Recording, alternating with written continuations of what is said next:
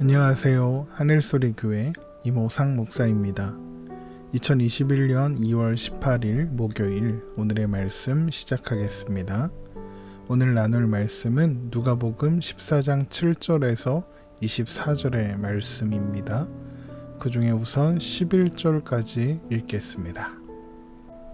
청함을 받은 사람들이 높은 자리 택함을 보시고 그들에게 비유로 말씀하여 이르시되 내가 누구에게나 혼인잔치에 청함을 받았을 때에 높은 자리에 앉지 말라. 그렇지 않으면 너보다 더 높은 사람이 청함을 받은 경우에 너와 그를 청한 자가 와서 너더러 이 사람에게 자리를 내주라 하리니 그때에 내가 부끄러워 끝자리로 가게 되리라. 청함을 받았을 때에 차라리 가서 끝자리에 앉으라. 그러면 너를 청한 자가 와서 너더러 벗이어 올라 앉으라 하리니 그때에야 함께 앉은 모든 사람 앞에서 영광이 있으리라. 무릇 자기를 높이는 자는 낮아지고 자기를 낮추는 자는 높아지리라. 아멘. 예수님께서 안식일에 어떤 바리새인 지도자의 집에서 떡을 잡수실 때에 청함을 받은 사람들이 높은 자리에 앉으려고 하는 것을 보셨습니다. 누가복음 14장 7절입니다. 청함을 받은 사람들이 높은 자리 택함을 보시고 그들에게 비유로 말씀하여 이르시되. 식사 자리에서 높은 자리는 집주인과 가까운 자리를 의미합니다. 그리고 그 자리는 사회적 지위나 서열에 따라 정해졌죠. 그래서 이 사람들이 서로 높은 자리에 앉으려고 하는 것입니다. 예수님은 그런 모습을 보시고 비유로 이런 말씀을 하십니다. 누가복음 14장 8절에서 11절의 말씀입니다. 내가 누구에게나 혼인잔치에 청함을 받았을 때에 높은 자리에 앉지 말라.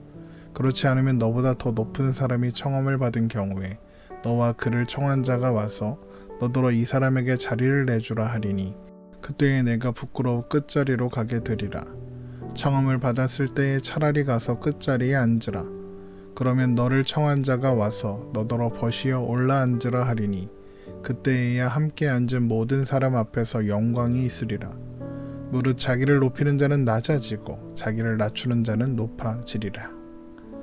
집주인이 잔치에서 자리에 앉는 순서를 정하게 됩니다.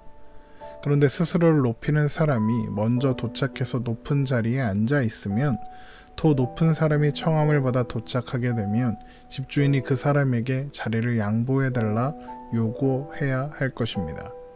그때 자리를 옮겨야 하는 스스로 높이던 이 사람은 부끄러워질 것이고 남아있는 자리는 그 사람이 피하고 싶었던 맨 끝자리밖에 없을 것입니다. 그러나 처음부터 맨 끝자리에 앉아 있으면 오히려 주인이 청하여 높은 자리로 옮겨 앉으라 할 것이고 그것으로 인해 모든 사람 앞에 영광이 있을 것이다. 이런 말씀이죠. 이 비유는 단순히 잔치자리에 초청을 받아 갔을 때 부끄러움을 당하지 않고 영광을 받으려면 맨 끝자리에 앉아라. 이런 어떤 처세수를 말씀하시는 것이 당연히 아닙니다. 이 비유는 첫 번째 혼인잔치의 비유이고 이 이야기는 식사에 다른 사람을 초청할 때 갚을 수 있는 사람이 아니라 갚을 수 없는 사람들을 청하라. 이런 말씀을 지나서 우리가 잘 아는 두 번째 혼인잔치의 비유로 이어집니다. 그래서 이 세 가지의 이야기는 각각 따로 되는 이야기가 아니라 하나의 말씀입니다. 먼저 누가복음 14장 12절에서 14절의 말씀을 보겠습니다. 또 자기를 청한 자에게 이르시되 내가 점심이나 저녁이나 베풀거든 벗이나 형제나 친척이나 부한 이웃을 청하지 말라. 두렵건대 그 사람들이 너를 도로 청하여 내게 가품이 될까 하노라. 잔치를 베풀거든 차라리 가난한 자들과 몸 불편한 자들과 저는 자들과 맹인들을 청하라. 그리하면 그들이 갚을 것이 없으므로 내게 복이 되리니 이는 의인들의 부활 시에 내가 가품을 받겠음이라 하시더라. 예수님은 갚을 수 있는 사람들이 아니라 갚을 수 없는 사람들을 초청하는 것이 복이 될 것이다 라고 말씀하시면서 의인들의 부활 시에 내가 가품을 받을 것이다 라고 말씀하십니다. 그렇다면 여기서 의인들은 누구를 의미하는 것일까요? 바로 갚을 것이 없는 사람들입니다. 그러면 그들이 왜 의인이라 이렇게 말씀하시는 걸까요? 이어지는 말씀에서 갚을 것 없는 자들이 어떻게 의인들로 여겨지게 되는지 알 수 있습니다. 예수님께서 말씀하실 때에 그 식탁에 앉아있던 사람 중 하나가 예수님의 말씀을 끊고 무릇 하나님 나라에서 떡을 먹는 자는 복되도다 라고 말했습니다. 누가복음 14장 15절입니다. 함께 먹는 사람 중에 하나가 이 말을 듣고 이르되 무릇 하나님 나라에서 떡을 먹는 자는 복되도다 하니, 이 사람이 말하는 복된 자들, 곧 무릇 하나님 나라에서 떡을 먹는 자들이란 그 식탁에 앉아 함께 식사를 하고 있는 바리새인들을 의미합니다. 그는 바리새인들이 하나님 나라 잔치에 참석하는 복을 받을 것이다 라고 말하고 있는 것입니다. 결국 그는 예수님의 말씀에 대한 어떤 반응을 보이고 있는 것이 아니라 오히려 예수님께서 계속 말씀하시려는 것을 끊기 위한 시도를 했던 것입니다. 영화나 드라마를 보면 분위기가 어색해졌을 때 누군가 자자 이상한 소리 그만하시고 건배하시죠. 건배 이렇게 하는 것과 비슷한 느낌입니다. 결국 이것은 예수님께서 하시는 말씀이 그 자리에 앉아 있었던 사람들, 바리새인들을 불편하게 만들고 있었다는 의미일 것입니다. 그러나 예수님은 계속해서 두 번째 혼인잔치의 비유를 말씀하십니다. 누가복음 14장 16절에서 20절의 말씀입니다. 이르시되 어떤 사람이 큰 잔치를 베풀고 많은 사람을 청하였더니 잔치할 시각에 그 청하였던 자들에게 종을 보내어 이르되 오소서 모든 것이 준비되었나이다 하매 다 일치하게 사양하여 한 사람은 이르되 나는 밭을 샀음에 아무래도 나가 보아야 하겠으니 청컨대 나를 양해하도록 하라 하고, 또 한 사람은 이르되 나는 소 5겨리를 샀음에 시험하러 가니 청컨대 나를 양해하도록 하라 하고, 또 한 사람은 이르되 나는 장가 들었으니 그러므로 가지 못하겠노라 하는지라. 어떤 사람이 잔치를 베풀고 사람들을 초청했습니다. 그는 잔치할 시간이 되자 종을 보내어 모든 것이 준비되었으니 잔치에 오라 이런 소식을 전했죠. 그러나 초청받은 모든 사람들은 하나같이 핑계를 대며 잔치에 가기를 거절했습니다. 그런데 여기에 중요한 표현이 하나 나옵니다. 바로 다 일치하게 사양하여입니다. 어떻게 초청받은 모든 사람들이 하나같이 일치되게 나름의 핑계를 대고 잔치에 가기를 거절할 수 있을까요? 그냥 우연의 일치일까요? 초청받은 모든 사람들이 일치하여 사양했다는 것은 한마음이 되어 사양했다 이런 뜻입니다. 그것은 초청받은 사람들 간에 잔치에 가지 말자는 모종의 합의가 있었음을 시사하는 표현인 것이죠. 당시에 이런 거절 방식은 초청받은 사람들이 잔치에 초청한 주인을 사회적으로 인정하지 않겠다, 당신과 관계하고 싶지 않다 이런 마음을 완곡하게 전달하는 방식이었다고 합니다. 그러니까 그들은 잔치를 준비한 주인을 배척하고 있는 것입니다. 그러자 주인은 종에게 거리와 골목으로 가서 가난한 자들과 몸 불편한 자들과 맹인들과 저는 자들을 잔치자리에 데리고 오라 라고 이야기합니다. 누가복음 14장 21절입니다. 종이 돌아와 주인에게 그대로 고하니 이에 집주인이 노하여 그 종에게 이르되 빨리 시내의 거리와 골목으로 나가서 가난한 자들과 몸 불편한 자들과 맹인들과 저는 자들을 데려오라 하니라. 종은 주인의 명령대로 거리와 골목에 있는 사람들을 데려다 자리를 채웠습니다. 그러나 아직 자리가 남아 있었죠. 그래서 그것을 주인에게 보고했습니다. 그러자 주인은 길과 산 울타리까지 가서 사람들을 강권하여 데려다가 집을 채우라 라고 이야기합니다. 누가복음 14장 22절에서 23절의 말씀입니다. 종이 이르되 주인이여 명하신 대로 하였으되 아직도 자리가 있나이다. 주인이 종에게 이르되 길과 산 울타리가로 나가서 사람을 강권하여 데려다가 내 집을 채우라. 길과 산 울타리가에 있는 사람들이란 성 안으로 들어오는 것을 허락받지 못한 사람들, 그 지역에서 버림받은 사람들을 의미합니다. 그러니까 소외받고 버림받은 사람들이 잔치의 자리를 채우게 되는 것이죠. 모든 말씀을 마치신 주님은 이렇게 말씀하십니다. 누가복음 14장 24절입니다. 내가 너희에게 말하노니 전에 청하였던 그 사람들은 하나도 내 잔치를 맛보지 못하리라 하였다 하시니라. 오늘 말씀이 어디서부터 시작되었죠? 바리새인들이 서로 높은 자리에 앉으려고 했다는 이야기로부터 시작되었습니다. 그리고 갚을 수 없는 사람들을 초청해라 라는 이야기를 지나서 혼인잔치에 오기를 거절한 사람들의 이야기로 왔죠. 바리새인들의 관심은 높은 자리에 앉아서 대접받는 것이었습니다. 그들은 스스로 의롭다 여기는 자들이었고 그래서 다른 사람들을 업신여겼던 사람들이었습니다. 누가복음 18장 9절입니다.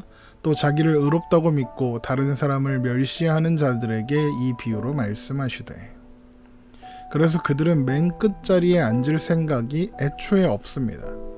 맨 끝자리는 겸손을 표하는 자리가 아니라 자신의 사회적 지위가 낮음을 자인하는 행동이었기 때문이죠.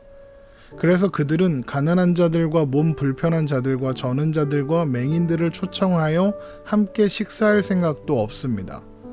그들과 어울린다는 것은 자신들의 지위와 위치와는 어울리지 않는다 이렇게 생각했기 때문입니다. 그래서 그들은 혼인잔치에 가지 않기로 하는 겁니다. 다 일치하게 사양했다는 말이 그 주인을 거절하는 행동이라고 했죠. 주인을 거절하는 이유가 정확하게 기록되어 있지는 않지만 주인의 행동을 보면 왜 그를 사람들이 거절하는지 추측해 볼 수 있습니다. 그 주인은 손님들이 오지 않는다고 하자 기꺼이 골목과 거리 그리고 성 밖에 있는 사람들을 자신의 잔치에 초대하는 사람입니다. 그런 사람들과 어울리는 것을 마다하지 않는 사람인 것이죠. 그래서 이 잔치에 초청받은 사람들은 이런 사람들, 골목과 거리에 있고 성 밖에 있는 사람들과 함부로 상종하는 사람과는 어울릴 수 없다라고 생각하는 것입니다. 여러분, 이 모든 이야기는 하나님 나라에 대한 이야기입니다. 그리고 그 잔치의 주인은 예수님이시죠. 초청받은 사람들은 바리새인들, 그리고 그들로 대표되는 유대인들입니다. 그들은 주님의 초청을 거절했죠. 그들이 거절한 이유는 주님께서 자격 없는 자들과 함께 하셨기 때문입니다. 그들은 주님이 자비하시고 은혜로운 분이라는 이유로 거절하고 있는 것입니다. 그들은 그렇게 주님을 거절함으로써 하나님을 거절하고 있는 것이죠.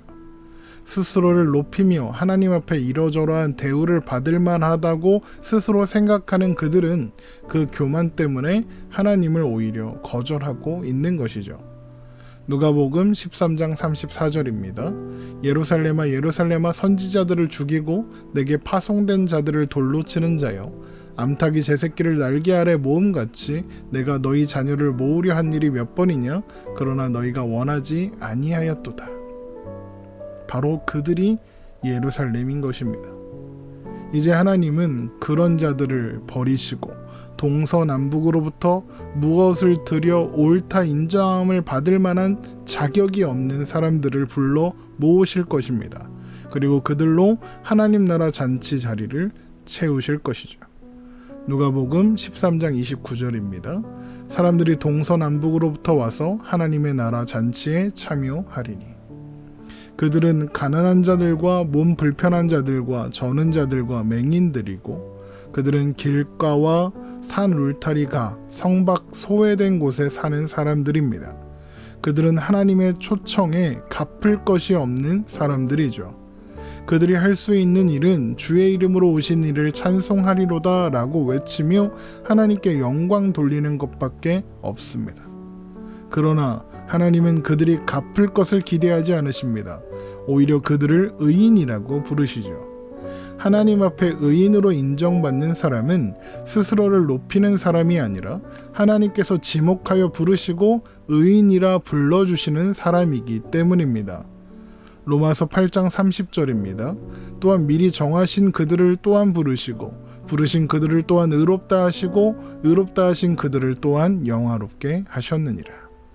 이것이 자기를 높이는 자는 낮아지고 자기를 낮추는 자가 높아지게 된다는 말씀의 의미이며 누가복음 13장 30절에 나중된 자가 먼저 되고 먼저 된 자가 나중된다는 말씀의 의미일 것입니다.